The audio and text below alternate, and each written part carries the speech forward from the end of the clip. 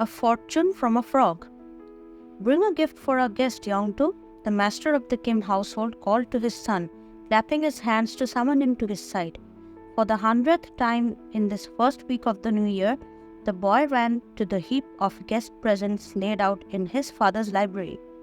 The visitor was an important guest, and at his father's suggestion, Yongtu brought forth a roll of fine silk. What an exciting season the new year was! Visitors constantly came and went through the Kim's bamboo gate. Sedan chairs, bringing Harmony's guests, were escorted into the inner court. There, when the bearers had gone away, the women could safely crawl out from behind the chair curtains without fear of being seen by any strange men. The Kim houses looked very fine with the new paper on their walls, on their floors, and in the panes of their latticed windows. The paper flowers the little girls had made brightened the rooms. The best embroidered screens were set out, and the finest wall poems were hung. Each member of the family had on his shining new silken clothes. The children felt more important because on the new year, each had become a whole year older. It was good to have 2 birthdays, Okesha thought. Her own birthday in summer and this New Year birthday which belonged to everyone. Bring cakes and honey water for our guests, Okesha, Harmony said again and again during these days. The golden drink with delicate pine nuts floating upon it was a favorite in the inner court. The sweet cakes made of rice flour or bean flour were decorated with bits of popped rice, colored bright pink and green. There were little raven cakes too, so called because of the old story of the raven which warned the king that a robber was hiding inside the queen's zither case. Okesha and the other children liked best of all the candy made of pine nuts and honey. This was the only sweetening Koreans knew in those long ago times before sugar was brought from over the sea. Eat, eat was the invitation to all sides at the new year. Koreans always like food and a great deal of food, but especially at the new year season, everyone ate as much as his stomach could possibly hold. That foretold the plenty he would have throughout the year. Drink, drink that your ears may be sharpened in the months to come, people said. Even the small children then took a cup of the good hearing wine. There were guest presents in the inner court as well as in the reception room of the men. Harmony looked with satisfied smiles at the huge piles of gifts ready for the giving. There were hairpins of silver with their designs picked out with sky blue kingfisher feathers and dotted with coral. There were boxes of shining black and red lacquer, bits of embroidery, and pieces of silk. There were gay ornaments for the headdresses of a bride as well as candies and cakes. Our gifts are worthy this year, Okesha, the Korean grandmother said to the little girl one afternoon early in the New Year season, while they sat waiting for the next visitor to appear. How many are they, Harmony? Oh, I do think they're beautiful. He, child, they are beautiful, and there are many. They remind me of the presents La and his wife received from the frog. But of course, those were even richer. Is that a story, Harmony? Tell me about the frog and his rich gifts, the little girl begged, sitting down carefully so as not to harm her new skirt. Yee, it's a story, Jade child. It's a story fit for the new year, for it tells of good fortune. The good fortune came to a poor couple named La, who lived in a hut on the Diamond Mountains. Both the man and his wife were unhappy because under their grass roof there was no sun to pray to their spirits when they should have gone beyond the earthly gates. And they were too poor to adopt a boy to bring up as their son who might perform this service for them. Their fields on the mountainsides gave this couple only enough rice to keep them alive. The cabbage, turnips, and peppers they could raise in their rocky garden made only enough kimchi for their own eating bowls. They had hens which laid a few eggs, and they found honey in the nests of the wild bees in the rocks. So they did not starve. For buying their clothes and their salt, they depended on the fish which La caught in the nearby mountain lake and which he sold in the village in the valley below. So you can guess he was distressed when one morning he saw that his lake had dried up and the fish had all disappeared. On the bank sat a giant frog, as big as a man. It was just finishing drinking up the lake water.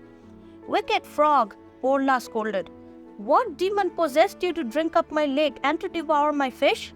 Have I not enough trouble without such a disaster?" But the frog only bowed politely and replied in a soft voice, "Honorable sir, I too regret the disappearance of the lake, for that was my home. Now I have no shelter. Pray give me refuge under your roof." At first La refused, as he had good reason for doing, but the gentle words of the frog softened his heart. His wife also objected when her husband led the giant frog into their hut, but it was lonely there on the mountainside, and the woman was interested in the good tales the frog told. She brought in leaves to serve as his bed, and she thoughtfully fetched water to make it comfortably damp to suit a frog's taste. Early the next morning, La and his wife were wakened at dawn by the sound of loud croaking. The din was as great as that of soothsayers trying to drive evil spirits from the stomach of a sick man. Hurrying out on their veranda, they saw the giant frog lifting his croaking voice to the heavens, but their eyes soon turned away from the reddening eastern sky to the shining treasures they saw in their courtyard. Our New Year gifts could not compare with those the frog had provided for his good hosts. There were strings upon strings of copper cash and valuable silver coins too. There were fat bags of rice, great jars of kimchi, packets of seaweed and good salt fish, rolls of cotton and silk cloth, hats, padded stockings, and new quilted shoes, fans, pipes, and rich ornaments of silver and gold. Aye, who can say what there was not in the fortune that frog brought to La and his wife? In the fine sedan chair the frog gave her, La's wife began to take journeys down into the inner courts of the valley houses. She made friends with the women there, and from them she learned more and more about the people of that neighborhood. "Tell me about young Oke," the frog always asked when the woman returned. Young Oke, or Jade Lotus, was the youngest daughter of the rich Yangban in all that northern province. She was, so the gossip of the inner courts had it, by far the most beautiful girl in the land. Her skin was like a pale cloud. Her eyes and her hair were as black as a raven's wing. Her form was as graceful as bamboo bent by the spring breeze. "It is Yunoke I must marry, O Muni," the frog said to La's wife, whom he now was permitted to think of as his mother. "Go, Honorable La, go now and ask for Yunoke for my bride." "I shall surely be paddled." La trembled at the thought of asking the great Yangban's daughter to marry a frog. But the golden words of the frog persuaded him. He went, clad in such fine clothes that the servants of the Yangban swiftly admitted him to the hall of guests. Now the two older daughters of this family had married worthless young men, and the proud father of Yunoke was determined his youngest daughter should have a better husband. "Is the suitor rich?" he demanded of La. "Yes, great sir, he is rich." "What kind of jade button does he wear in his hat?" he inquired, which is the same as to ask what government office he holds.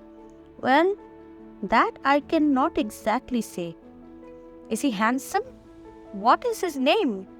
All these were the questions the father of a daughter always asks of a go-between who comes to arrange a marriage. "You could not call him handsome, I think," the poor man replied. "And his name?" "He is called Frog. For a frog he is, but he is a frog as large as a man," and golden words come from his mouth. "A frog? This is an insult! Bring out the paddles!" the angry Yangban shouted. Unlucky La was seized and laid down on the ground, ready for a severe paddling. The servants raised the dreaded clubs with their hard flattened ends. They were about to give La a terrible beating when the dark clouds covered the sun. Lightning flashed. Such terrible thunder was heard that the men dropped their paddles in terror. Only when the Yangban gave orders to untie La did the sun fill the heavens and the earth with bright light again. "This is surely a sign from the Jade Emperor of Heaven," the Yangban said sadly, for he consented to the marriage of his daughter. Eunuch to the frog. That must have been a curious sight, a giant frog sitting on the white horse of a bridegroom. Of course, the bride could not see it, for according to custom, her eyes were sealed shut with wax. It was not until the wedding feast had been eaten that Eunuch found that she had married a giant frog. "Do not weep, Eunuch," her strange bridegroom tried to comfort her. "Wait just a little." And when they were alone in the bridal chamber, he gave her a sharp knife to slit his frog skin up the back. When he wriggled out of the skin, the frog stood before her, a young, fine and handsome man, clad in a cloak of silk and wearing a button of finest jade in his topknot. He was a young man of the young bands, and he explained the strange happening thus: "I am the son of the king of the stars. My father, being displeased with some of my actions, decided to punish me. He sent me down to the earth in the form of a frog, and he commanded me to perform 3 unheard of tasks. First, I was to eat all the fish in a lake and to drink its waters dry. Second, I must persuade a human couple to adopt me, a frog as their son. Third, I must marry the loveliest lady in all the land. Only then I could return to his starry kingdom. Those 3 tasks have been done, but the hour of my return is not yet. When I go, Eunuch, I will take you to dwell with me in the sky." The delighted bride sewed her handsome husband back into his frog skin, and he went off on a journey a bridegroom always takes after the wedding, lest it should be thought he liked his new wife too well. While he was gone, Eunuch only smiled when her sisters and their foolish husbands made fun of her frog. Her young man father, although he had given consent, was not pleased with the marriage. His 61st birthday was near, and as everyone knows, that is the most important occasion in any man's life. All members of his family were invited to a great feast, all, that is, except his frog son-in-law. And to provide the food for the feast, his other 2 sons-in-law were sent out to hunt game and to bring fish from the rivers and lakes.